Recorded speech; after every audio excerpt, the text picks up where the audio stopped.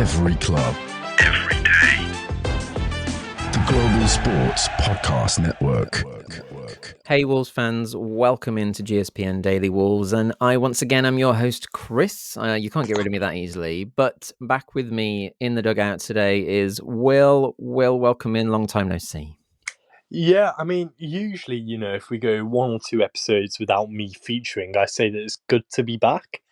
But after our recent performance, Chris, I'm not so sure it is good to be back. No, there is a lot to break down from this weekend. Obviously, as we record this, we are going to be digging into the aftermath of the Bournemouth FA Cup loss, and there's so much to dissect from that. But before we dig into that depressive state, because there's so much to go over, I just want to, having not caught up with you midweek, Will, I gave my thoughts on Friday, some summarized brief thoughts on the Fulham loss. I know you were there. Did you want to just go over any thoughts from that, maybe that I've missed, or just your vibe on the day? Yeah, I mean, essentially, Chris, as you know, I've been going to Molineux, been season ticket holder, going to those home games for 10 years or so now, and never have I felt an atmosphere as flat, and not just sort of the lack of atmosphere, but the sort of negativity that was around, and just how sort of we were defeated before we'd even kicked the ball, and I appreciate that it was never going to be a sellout crowd, especially with it being midweek and on TV. I appreciate that, but we've had that many, many, many times before in the past, and yet we've still had a decent atmosphere. But I just think, and I'm going to go on to Chris, I'm going to go on to my anti-Fosun rant nice and early on into the episode. We've made it 2 minutes in, but it's just like that game, that Fulham at home game, it just epitomises where we are now as a club, I thought, being there, and sort of, we never looked really like we were going to win. But it's not just the fact that we didn't look like that, it's the fact that we didn't feel like it at all at any point. I remember listening to interviews going back a fair few years from Connor Cody. I don't know why I said Connor then, as if on first name terms. But he would say quite often it was like the South Bank would. It was, his phrase was, they'd suck the ball into the back of the net. Just the atmosphere that sort of force a goal to happen at times. And I don't know how to sort of articulate it, apart from the fact that it just seemed so far off from what we have once had. And I know that's been a sort of recurring theme this season, but it seemed especially sort of poor all round against Fulham, from the atmosphere to the performance. It just, it really sort of, I don't know, it killed my mood a bit, because last time we spoke, Chris, I was feeling relatively optimistic about us and the general direction we were heading. We were sort of a good fair few points clear of Ipswich, and we were, not far off getting to Wembley in the FA Cup. And it's safe to say that since then, I mean, things change quickly in football, don't they? But it's safe to say they have changed in that sense. Yeah, a lot has changed in a week, for sure. Yeah. But I mean, that's the ups and downs of football as well. And we are, as football fans, if nothing, fickle, and have the ability to see the worst in every situation. But I will say, though, does it, obviously, I get the impression you're saying, because you weren't impressed with the vibe even before kickoff. Also, again, I don't know if it's devil's advocate or just stating facts, it doesn't help when we concede within the first minute, because that just kills any optimism as well. Yeah. No, of course it doesn't help. But I remember being sort of, well, say, sat there. I stood there just about 5 minutes before kickoff, and Chris, the empty seats, since we've been promoted, I've never seen so many empty seats. Like, I've just not. Yeah, it was just so far from the Wolves that I know. You know, it was, and don't get me wrong. When I say that, I'm not having a go at people. I'm not blaming anyone for not going. I'm really not. The one person I'm blaming is Jeff Shee and Fossum as a whole, because if if you lived in Wolverhampton, you've been at work all day, and you could go home and sort of sit back, spend time with your family, and watch it on the telly, and pay £0, 0 pence for that. Why wouldn't you? Sure. But if it was, say, 20 quid, and there's a social aspect to it and an enjoyable atmosphere and the potential of a win, then you'd go to the game, would it? Or at least you'd be more likely to. And it just seemed like that had been, it was just zapped, it just killed from Fosun. And like you said, when that's in the build up, and I was stood there thinking before kickoff, I was like, oh, surely it's going to fill up a bit, like, people just getting in, people are coming from work and this, and it just didn't. And then to concede so early on, yeah, like you said, it was one of those days. I think that's safe to say. Yeah, I mean, because we've got so much to focus on with the games, I don't want to go too far. I mean, we could have a whole separate episode on, tickets and attendance and everything. But this season is an odd one with that. You obviously, there's so much to discuss about the prices, the increases in the summer, and the fact that it's expensive in itself. You add in the cost of the expense that it now is, with the fact that this season has been so lackluster in terms of we're now a team that's been fighting against relegation, and you've lost so many games. It's a hard ask to want, because games keep going on general admission, for people to want us to think about stumping up 50 plus pounds to go and watch a team that they think is going to lose. Yeah, and that's it. I do not blame anyone at all. It's just the very fact that it costs that much in the first place. But Chris, it's not all doom and gloom, and I'll tell you for why. Okay. Because about 70 minutes in, when Soddle was happening in the game, I thought, it's time to make a quick trip to the bogs. And this is going somewhere. I'm really worried about where this is going. We heard your last toilet story. You didn't end up shaking hands with people again in the toilet, did you? No. And I wasn't taking photos of Mateus Nunes either. Okay. But I came back. I done what I needed to do without sharing the details. I came back. I'm walking through the back up to my seats, and this must have been the time in which they closed the sort of food and drink stands in the concourse, and there's a big box of pucker pies that I don't know where they're headed. I don't know what's happening with them, but I'm eyeing them up.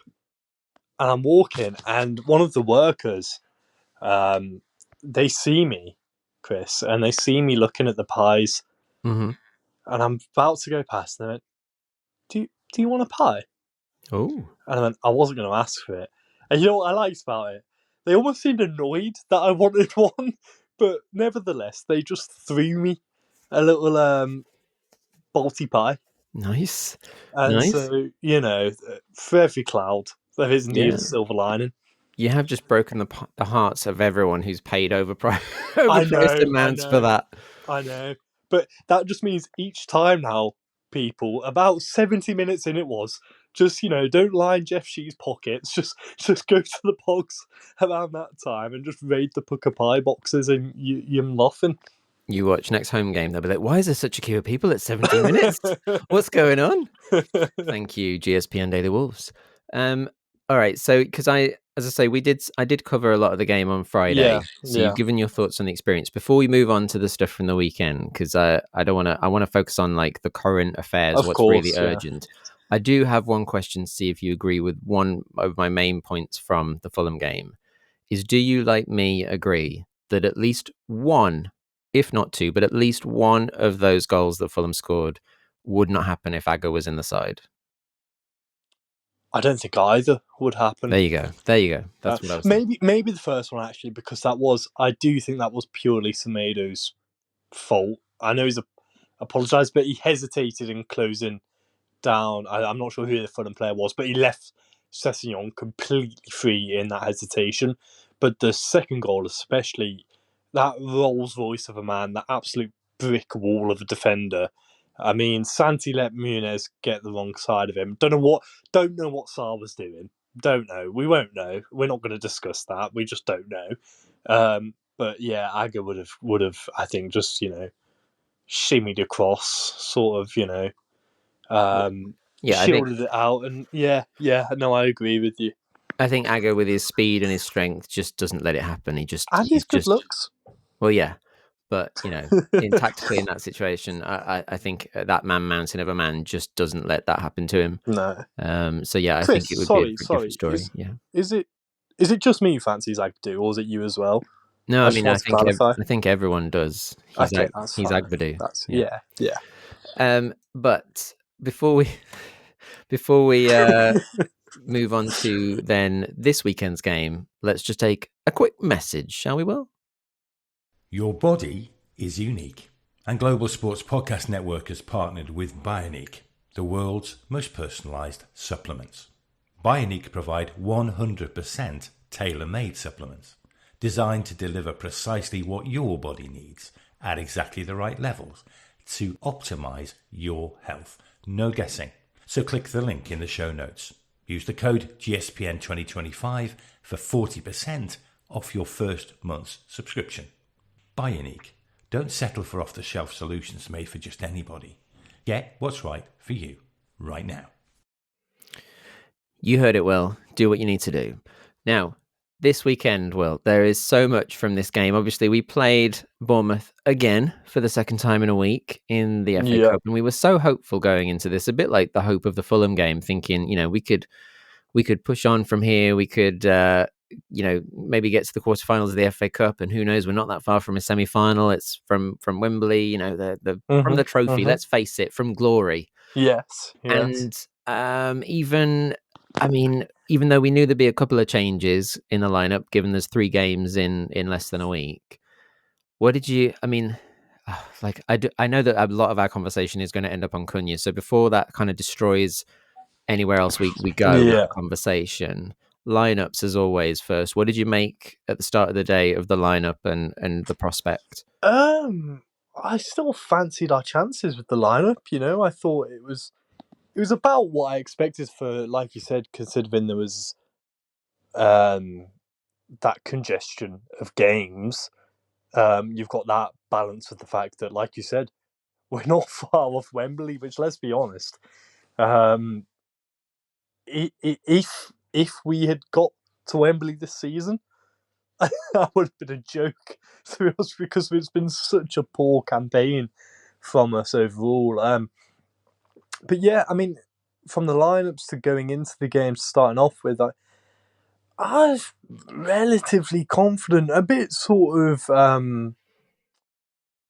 it was always going to be an evenly matched game, I thought, especially with, as we had spoken about before, I know you did the crossover with Bournemouth, but we're both, in a way, prioritising the league for different reasons.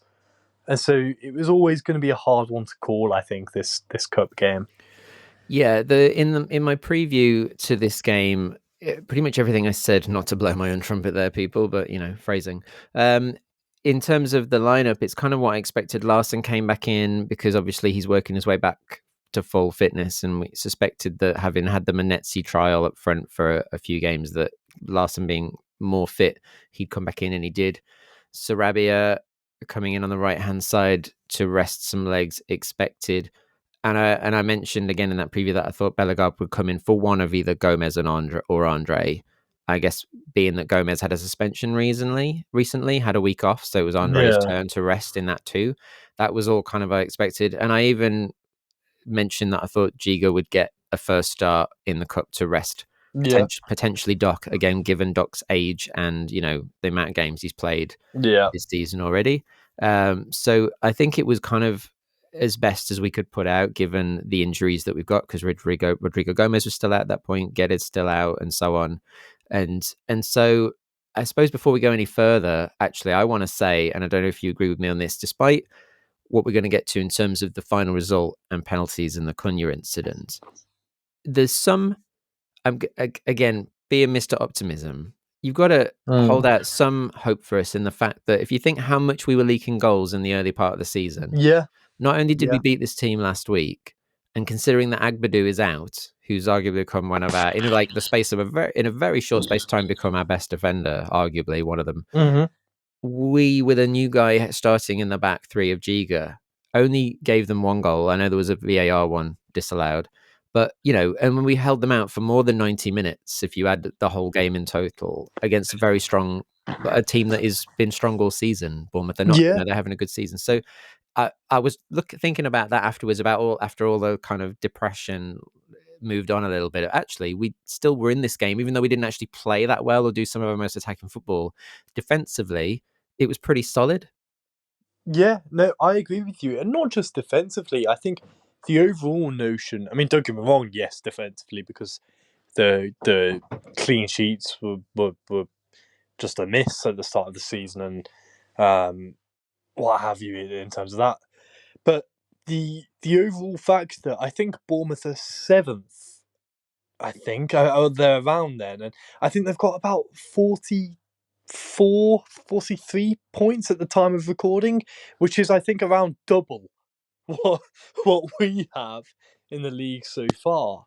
That on its own, the fact that we beat them last week, and it was even Stevens with them over the course of 90 minutes this time. Like, I do get what you mean. I did think that earlier. I thought that's not bad. Like, it's not that bad. I mean, again, Chris, when we started this GSPN venture in the summer, sorry I'm going on a bit of a tangent here, but I really didn't think I'd be benchmarking our sort of performances based off how our results against Fulham and Bournemouth were going. But, here we are. But no, it's I do know what you mean. There is a sort of, I mean, you really have to have your sort of optimistic hat on, but there is some sort of hope in the results and performances. Yeah, and I'm not, don't mean to derail us. I'm just thinking we've had a bunch of clean sheets recently. We're seeing, I think, a general improvement as a unit. I know we lost the game. I'm just trying to give people some hope or some optimism that going into this next run of fixtures still, that there were still positives, especially when you think second half, there was a flurry of substitutions, some due to injuries, which we'll get onto. So by the end, you had Traore on the pitch, as in Boubacar coming back from injury. You had Alfie Pond on the pitch at right wing back for a period, and various changes going on because it went for so long, and then injuries as well, and Larson playing longer than he had to, and all these kind of things. So it was a very makeshift team by the end, and still defending as a unit and holding them out to take it to extra time. Yeah, I mean, the very fact that you just mentioned then it was a makeshift team. Now, the phrase makeshift and Wolves starting at 11s has been, I think, a common factor over the past 2 seasons, I would say. I mean, remember when Lamina was playing up front and left wing for us under O'Neill last season? And, I mean, don't get me wrong, there's a cup game, so there's always going to be that rotation. But again, I'm just using this as another opportunity to spout my anti-Fosun propaganda. Yeah. I mean, because we have got several people still injured, and on top of that, it did go for a long time. And I think the difference is that now, though, we mentioned in recent episodes about the fact that because it's a bit more like under Nuno, where there's a set structure of how the team will play. Whoever comes on in whichever position, they know what that position is and what they should be doing. So whoever swaps in, it doesn't change, if that makes sense. Like, they know what their role is. Yeah. It's not changing week in, week out. It's just, I know what I need to do here. But I agree with that. And there's definitely that general improvement in that sense, as you said, about that and the defensive structure. But Vitor, I don't remember the exact comment or quote in the post-match conference, but was essentially talking about the substitutions Bournemouth were able to make as opposed to the ones that we made. Like you said, Alfie Pond came on at wing back, and I'm not too sure who came on in terms of attacking threat. I don't think we had any attacking threat from the bench, which was Vitor's exact point. Well, what was interesting is Hwang Hee-chan was on the bench. He's been on the bench for the last couple, but he didn't bring him on.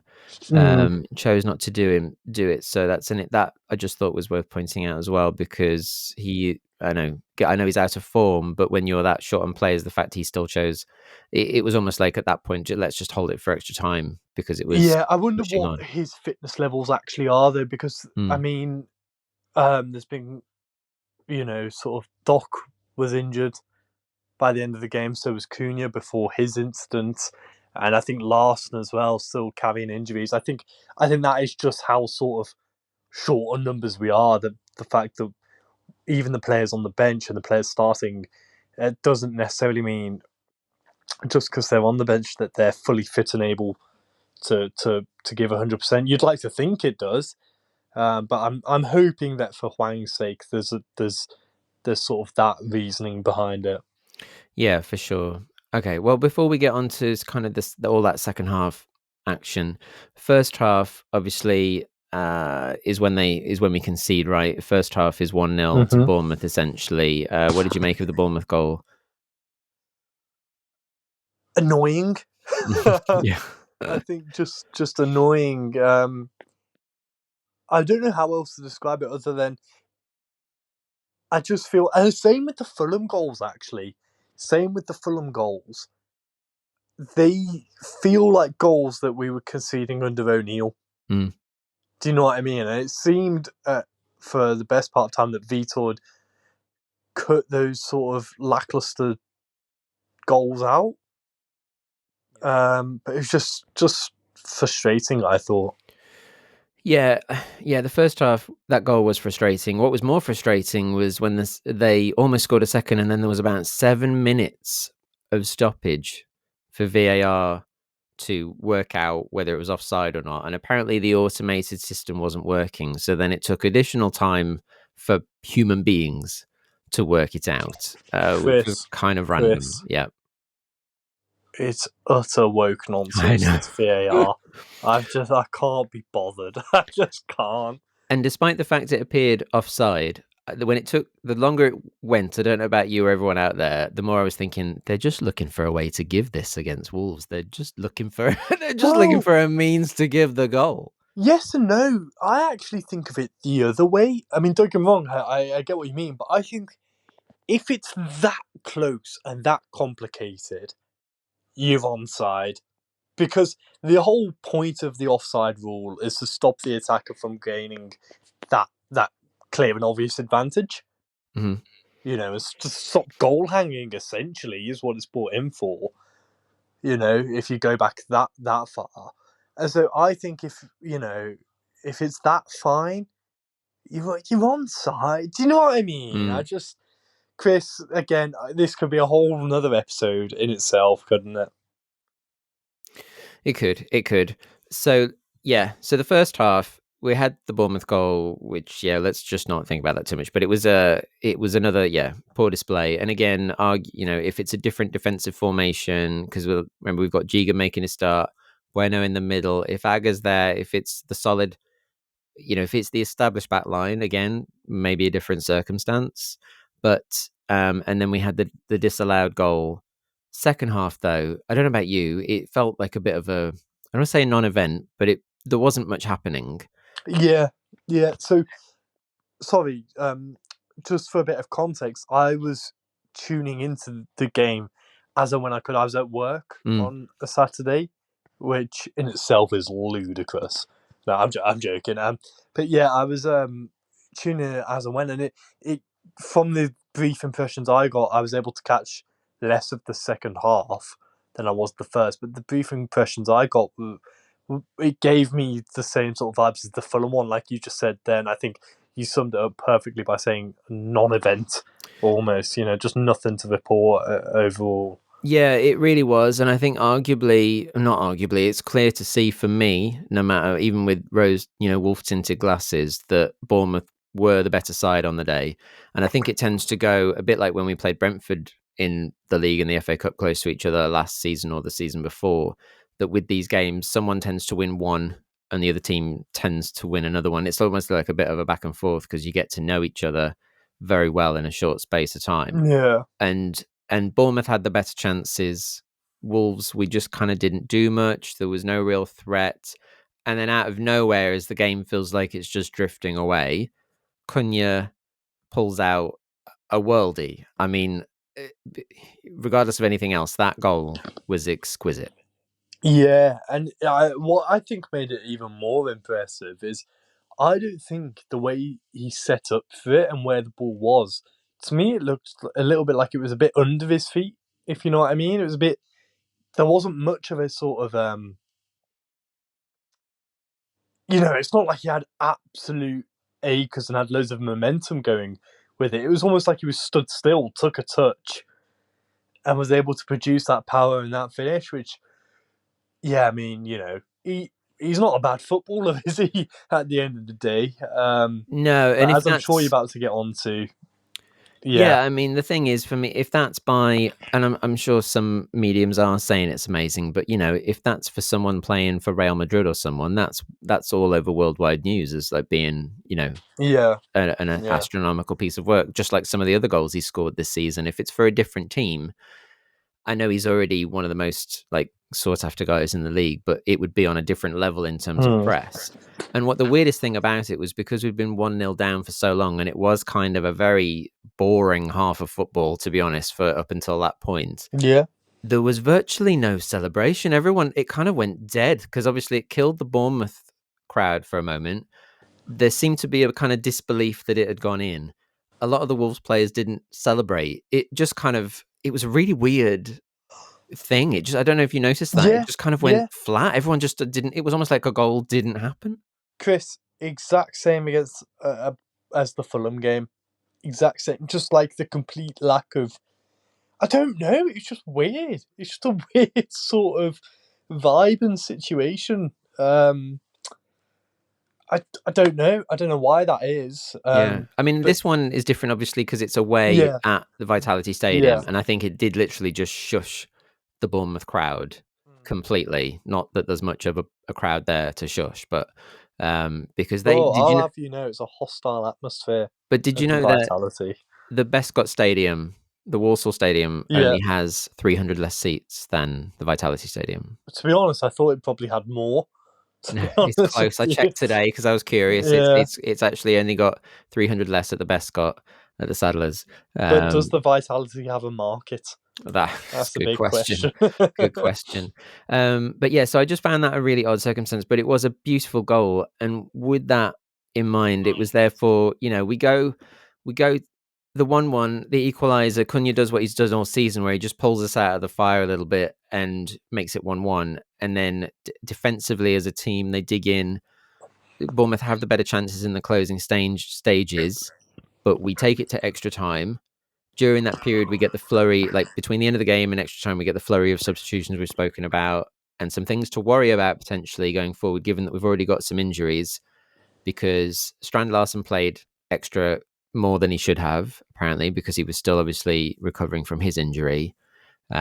We saw eventually, because Semedo went off with a knock, and then Doc came on. And when he came on initially, Semedo for a while actually went, because first I think, did Aït-Nouri go off? At some point Aït-Nouri went off, and I think Bellegarde ended up at right wing back, because they were switching wing backs at one point, and it ended up Bellegarde went to right wing back when all the wing backs had gone off. And it was a really weird scenario. And then we ended up with Alfie Pond at right wing back, because Bellegarde got injured. So Doc was apparently carrying an injury and he went off. Bellegarde got injured and Alfie Pond came on. So we had like a batch of injuries, and I'm not quite sure why Giga came off, whether that was just because it was his first start and he wasn't going to play the full thing, or what, because he seemed to be one of the only healthy defenders left at that point. So I'm a little bit confused there. But we take it to extra time, and we are so close to penalties. And then that man, Cunha, again, we've seen him get emotional a couple of times this season, previously with the after-match kickoff where he got his last suspension. And he just loses it. Now, before you dig into this, Will, I'm going to say one of the thoughts I've been thinking on this, and you can tell me your thoughts in response is, and I'm not excusing it, I'm just saying what I think happened in the build-up to this during the game. You could see that one of Bournemouth's main tactics throughout the game, as they will do with any big fish, is they battered him throughout that game. Battered him. Constantly shoving, pulling, pushing, dragging, like as you do, like constant. And there was one moment in the second half where we did have a good counter. Cunha looked like he was going to get through. And Scott, I think it is, from the Bournemouth midfield, literally tracked halfway across the pitch from out of nowhere and didn't even go for the ball, just charged in like an American footballer and shoulder barged him to the ground. And when Cunha went down, Scott celebrated it with a fist pump like he'd just like won, the league or something. And I don't think he even got booked for it, but he just like drew the foul and saved the counter. And it was that stuff happening that clearly all game was winding Cunha up, as it does, because he's getting picked on. My thought though was this: if you are this guy that's asked for this, got this contract where you've asked for your 62.5 million release clause and you're expected to go to these huge clubs and you want to be this guy, the guy, if you're the big fish, you have to be prepared to take the knocks, right? Exactly. Because you are the talisman, you are the target man. And if you can't hack it, then you're not going to, like, there's a problem because you're going to get it week in, week out if that's who you are. I'm glad you added that caveat at the end, because I was going to say, I was thinking of players. Don't get me wrong, if I was a Bournemouth player, first thing I'd be doing was just be leaving a little sneaky one on Cunha. You got to let him know you're there, and you've got to expect that, as you just said. But I was thinking of players who we've seen play in the Premier League and seen play for Wolves who just constantly get fouled. The one that jumped to my mind, actually, not a Wolves player, was Eden Hazard. Always get fouled. Always, always, always, always. Because he was that guy for them. Not once did you see him lose the rag like Cunha. Traore, Adama, when he was at Wolves, he'd always get fouled. I think he was the most fouled player in the league. Would never lose his rag like that. And I know you weren't excusing Cunha's actions just then. No, just for anyone who hadn't seen the whole game, I just wanted to paint a picture of of context, what's happening. Yeah. But I just think it's completely inexcusable. Totally. I think he's embarrassing. I think it's embarrassing for him, embarrassing for Wolves. I just don't know what you can't justify it in any way, shape, or form. And Chris, the most annoying thing, actually, I think about it, or the most upsetting and disappointing, is the fact that, as you mentioned, Semedo had to go off by this point. Cunha was our captain. He was our captain. And there's no I in team. And I just think people have said about his work rate and said about his attitude. I think that summed it up. There is no I in team. And I think he is performing, like you said, as a man who knows that he's off in the summer to European football, But our captains of the past, the two examples that have been coming up, you already know one of them that I'm going to mention. But your Connor Cody's and your Ruben Neves's, and I'm going to put your Semedo's in that bracket. Just top professionals, just absolute top pros. Don't get me wrong, completely different types of players to Cunha, but the level of discipline that you expect from your captain of Wolverhampton Wanderers compared to the level of discipline that we've had this season with Lamina and now Cunha. Because, like you said, it's not the first time for Cunha this season. It's just an absolute disgrace, and it's just one of the sort of many, many issues that were being dealt with this season, and ultimately it's cost us. It's not just cost us in the FA Cup, but as I'm sure you were going to get onto, Chris, it could well cost us very, very, very dearly in the league as well. Yeah, before we get onto the impact of like the season as a whole, just to echo some of that and my thoughts on the behaviour, because I explained that I painted the picture for the build-up for anyone that didn't watch the game. As I said, I agree with you. I think the reaction, no matter the treatment he's had during the game, is just so uncalled for, and it's ironic because in the same week we've seen the social media video come out of him going to do the Wolves Foundation charity work, going to meet a kid with cancer and doing the ambassador stuff and all that kind of stuff. And you are idolized by children, locally, nationally, that support this team, support football, like football fans in general. And in the same week that you are idolized for your, good work, you then go and do something like this. It's almost ironic that it's all happened in such a short space of time, because that's what you've got to remember as well. He is, as the talisman, is these. I know we've heard all this stuff before, but they get paid a lot of money, and he now gets paid even more to be the professionals that they're meant to be.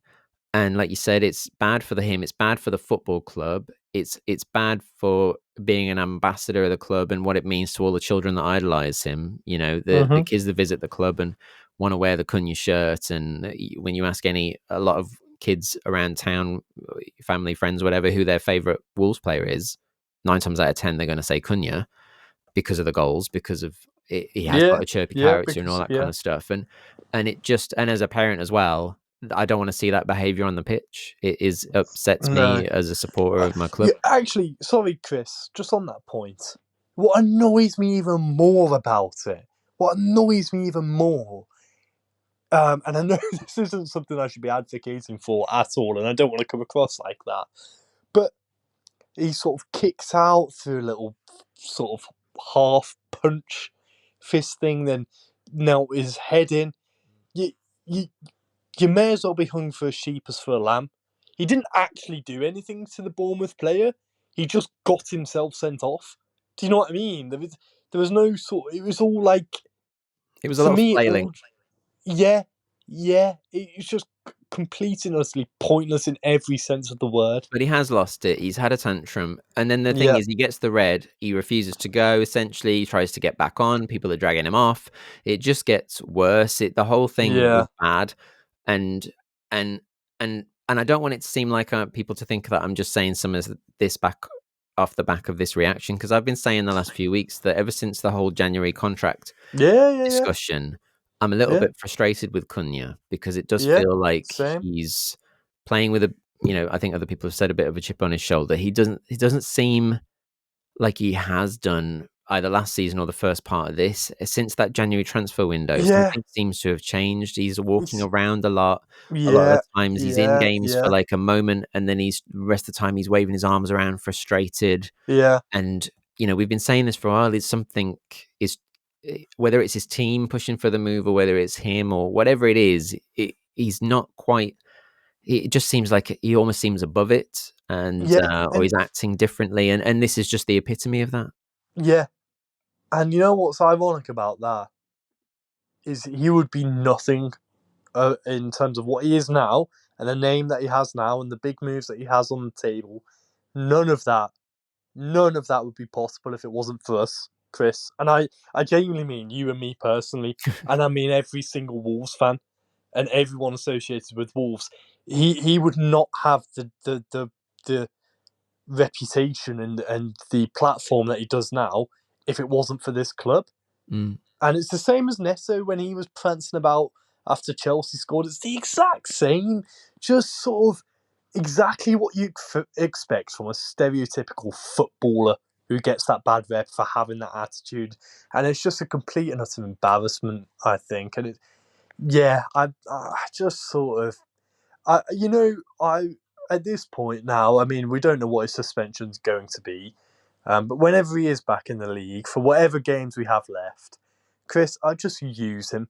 Just absolutely use him, because we can't deny that he's got quality. And like you said, he's in the game for moments. I wouldn't give him the sort of liberty of being able to walk around the pitch.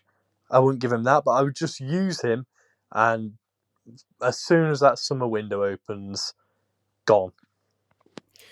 Yeah, it's frustrating that it, again, not to the level of Lamina not playing, but it just feels like the second part of this season is tarnishing some of his good reputation that he's built up in his couple of years with us so far. And I know it's more than this one game, and I know he has, don't get me wrong, we wouldn't be even out of the bottom three where we are without his goals this season. He's been a massive factor, but it's just frustrating that it's kind of ending the way it is. It's really frustrating. Yeah. And in terms of just this one game, he would have been a penalty taker. He was moments from it. Yeah. He would have been in that 5. Now, I don't know which wouldn't have been in.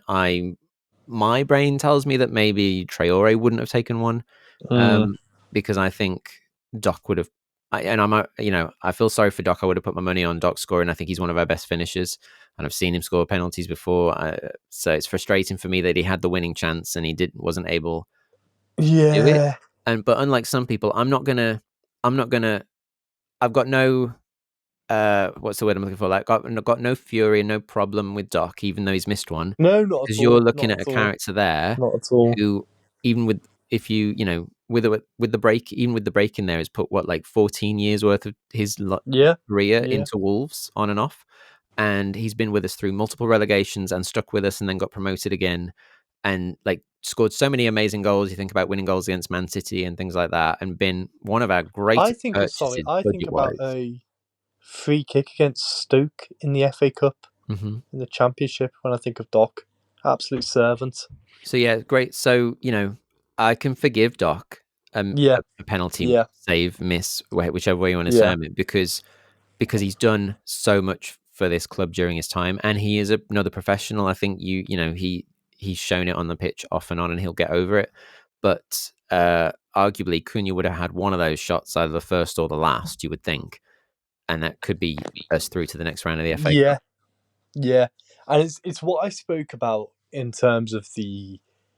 Again, I know I mentioned this before, but Chris, he was captain at the time, captain of our football club when he acted like this. And I don't mean to bring up my man crush again, but I'm going to anyway. I remember Neves scoring a penalty against Palace that essentially secured our safety in that season under Lopetegui. And I remember the celebration. I remember the celebration because he took his shirt off. I remember the celebration. And you wilted. I remember the celebration. I remember the passion, and I just think Cunha looks so far from someone who's arse like that, because he just knows that he's off, and the complete opposite to Doc, as you just mentioned, in terms of what they've done for the club. Doherty will be remembered more than Cunha will at this football club. And Cunha's a way better footballer, but if you don't have the correct attitude and the correct professionalism, you can sort of, wipe your ass with your footballing ability, because it's not going to get you anywhere. Yeah. So just for anyone out there that's blaming Doc, I know that he missed the winner, but I've got no hard feelings against Doc because he's done so much for us. So I think we all know where the main issue was for that game, and the most annoying thing is, obviously, like we mentioned now, is the impact that has going into the next few games. You're talking minimum 3-match ban. Given the amount of lashing out, how effective it was doesn't matter. It could be more. Plus, it's his second offence this season, so you're looking probably minimum 3-match ban, and then those are some pivotal games. I think it's the likes of Everton, Southampton, and so on. So, I mean, what do you think of life without Cunha for those coming fixtures? It's going to be difficult. It is going to be difficult because, as much as he's an arse, he's a good footballer, and as I mentioned earlier in this episode, we don't have that much attacking option. I think we'll do okay. I think in a way it's good and bad, because these next games, as much as they're absolutely crucial, they are against weaker opposition than we could come up against. It's going to be difficult for the Everton game, which we know he's obviously going to miss that. The Southampton game, I think we'll still win with or without him. I dare say I could get sort of 10, 15 minutes in that match and we'd still win. But it just makes things so much harder for us than they have to be, and so much harder than they already are. It's just, it's far from ideal. Yeah, I will say, on the one hand, obviously, it's hugely detrimental. Like, he's scored a bunch of goals for us at the moment because Larsen's been out of form and recovering from injury. Hwang's injured, so he is like the main goal scorer at the moment, undeniably. So it is a huge loss. However, there is another part of me that, having, like we just mentioned, spoken about some of his form recently and the feelings that I've been getting on a personal level, and I'm probably in a minority about the fact that I'm a little bit frustrated with him right now. And I mean, even before this sending off, is that I feel like, especially knowing that he's going to go in the summer, this team, and I know there'll be changes come summertime, but this team needs to learn to play without him. We need to learn to survive without Cunha. And if we're going to survive in the Premier League this season or next, they've got to find ways to win without Cunha. And so maybe this is the time. Like, we need to, particularly you mentioned, against these opposition, we have to make it work, because if we can't work without him, then there's no hope for us. Yeah, no, I agree, and it can't be a one-man show. And I don't think it will be. I still think we'll be okay for this season, with or without him. But how much of that is due to our quality, I don't know. As we've discussed before, I think it will be okay because there's lesser quality below us. Chris, overall, I can't wait to see the back of this season. Yeah, Whether we stay up or go down, let's just get it over with. Can I say, though, I really hope that soon we get an all clear, a fitness check from Rodrigo Gomez, because if there's one guy I think could shine in Cunha's absence, if providing he's fit in time, then Rodrigo Gomez is one of those slots up front, isn't he? I mean, he could, providing he's not having to cover an injury at wing back, he gives such energy and such creativity, I think, at the moment, one of the few to do so, that if it's ironic it's sad he's not already fit, because I would say, like, slot him straight in to where Cunha is, in that front left, and let him rampant, let him have a go. Yeah, no, I agree. And again, it's not just a quality thing, a footballing ability thing. It's the attitude that makes you say that, I think, and it's the attitude that makes him stand out. Look, if we had a team full of him and João Gomez's, with that mentality, we'd be pushing for Europe. And Aggers. Aggers, Gomez's. Aggers and Gomez's. We should just start cloning them. Yeah, that would be it. Job done. Job done. I realised before we sum up an extra long episode, just one more quick message that's really important. Here at the Global Sports Podcast Network, we spent a lot of time selecting our delivery platform. Zencastr came out as the clear winner, with 4K video recording from your phone, AI editing that automatically removes all those ums and ahs. It's super easy to start a podcast that sounds great and is delivered efficiently. If you're ready to tell your story, check out the link in the description to learn more about Zencastr. Oh, yeah. So, Will. Here at the Global Sports Podcast. So, Will. Like a pro. The first time was so nice. I know, like a pro I did that. Did you know that? I'm so good. And everyone, just for your sake, I'm going to leave that in there so you can enjoy a little laugh at my expense. On this Sunday night, then, as we look back at what was a disappointing weekend and has kind of crushed us a little bit, and given a lot of people concern about the games to come, I would still take, we're still 5 points clear of the bottom three. We can, I think, even without Cunha, like you said, Everton will be tough. Moyes has got them playing well, but the likes of Southampton after that, we've got West Ham after that, and then Ipswich. I know there's some big games coming up, but we can take enough points, I think, to still pull us clear. And so, there's optimism ahead, right? Will, there's optimism. We're going to be fine.